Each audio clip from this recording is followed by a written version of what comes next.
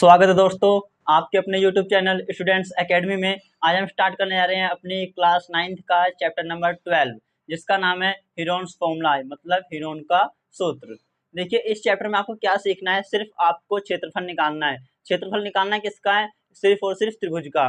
देखिए त्रिभुज का क्षेत्रफल हमको अलग अलग प्रकार से निकालने के लिए कहता है, क्योंकि कभी कभी क्या होता है त्रिभुज अलग प्रकार का होता है तो उसका क्षेत्रफल एक अलग तरीके से निकलता है। कभी त्रिभुज का प्रकार बदल देता है तो हमको क्षेत्रफल निकालने का ये प्रकार बदलना पड़ेगा। तो हमको मेनली जो त्रिभुज दे रखे हैं या होते हैं वो 3 प्रकार के त्रिभुज होते हैं। सबसे पहला एक ऐसा त्रिभुज जिसके अंदर एक कोण 90 डिग्री का हो।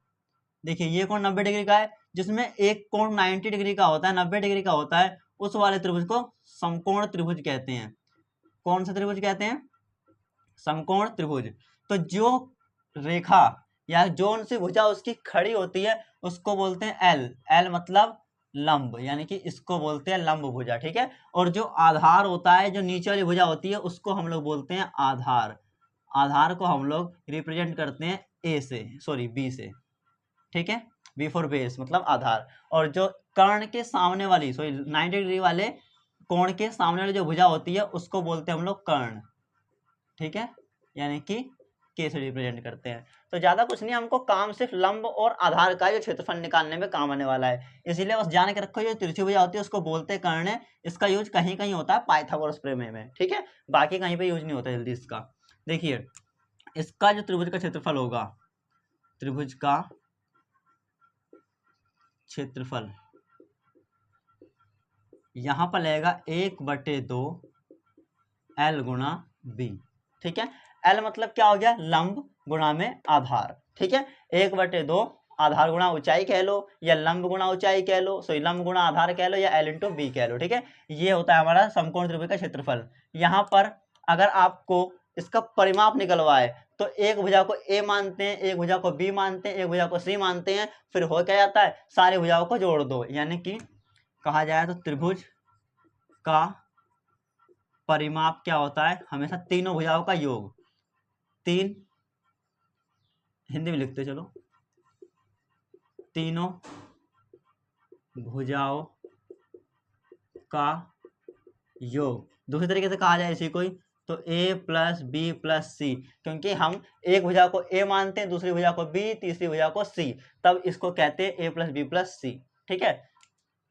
इसी प्रकार से अगर देखा जाए तो दूसरे प्रकार का जो कोण होता है मतलब त्रिभुज होता है, वो एक होता है जिसकी सभी भुजाएं आपस में बराबर हो, ठीक है। ये वाली भुजा इसके बराबर, यानी कि तीन की तीनों भुजा आपस में बराबर कहलाती हैं, ठीक है। तो अगर मैं इस एक भुजा को x मानूं तो इसकी लंबाई भी x होगी, इसकी लंबाई भी x होगी, क्योंकि तीनों भुजाएं आपस में बराबर हैं। तो जिस भी त्रिभुज के अंदर सारे भुजाएं बराबर होती हैं उसको समबाहु त्रिभुज कहते हैं। क्या कहते हैं? समबाहु त्रिभुज।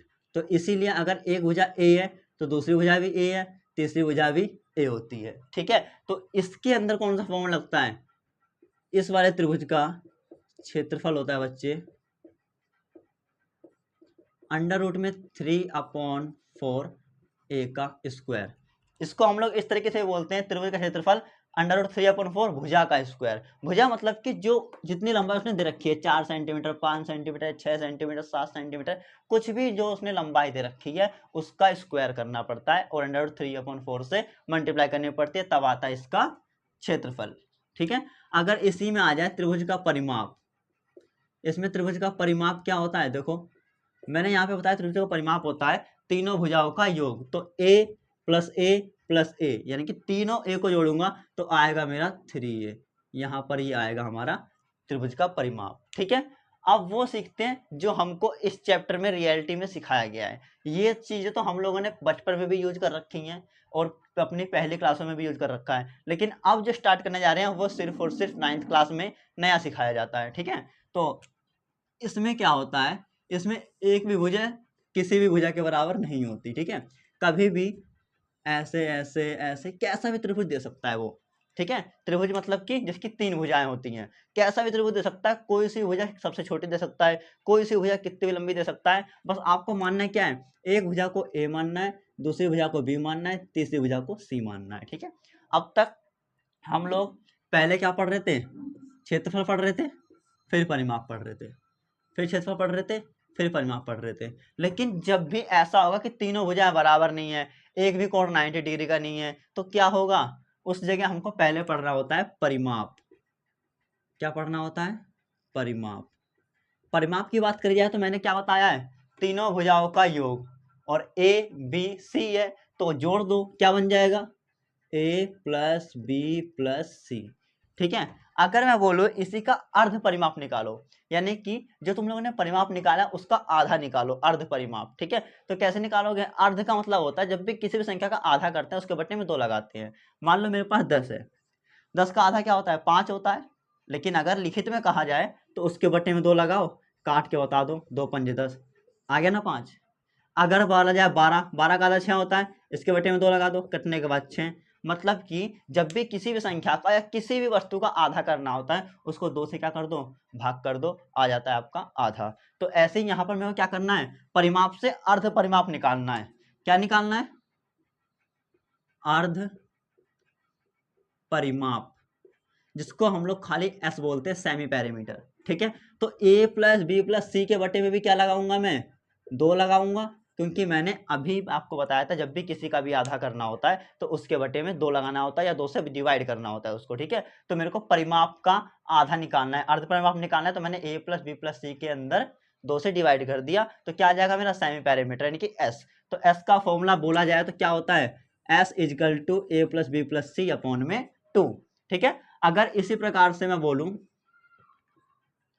त्रिभुज का क्षेत्रफल, या दूसरे तरीके से कहा जाए तो हीरोन का सूत्र क्या होता है, ये दोनों एक ही चीज है। ये होता है, मैं नीचे लिख रहा हूं कि आगे जगह नहीं है, ये होता है बच्चे एस ब्रैकेट में S minus A, S minus B, S minus C. ठीक है, एस मतलब जो तुम लोगों ने अभी अभी अर्ध परिमाप निकाला है वो संख्या, फिर ब्रैकेट में वही एस, फिर माइनस ए, ए मतलब जो भुजा है, फिर ब्रैकेट में ये वाला एस, फिर बी, फिर ब्रैकेट में एस, फिर ये वाला सी। ठीक है, ये था हमारा 3 प्रकार के त्रिभुजों का क्षेत्रफल और परिमाप हम लोग किस प्रकार से निकालेंगे उसको समझने के लिए उन सबके मैंने सूत्र को लिखा है एक एक करके। ठीक है, आप इसको याद कर लेना और आगे चलते हम लोग स्टार्ट करते हैं अपनी 12.1 एक्सरसाइज।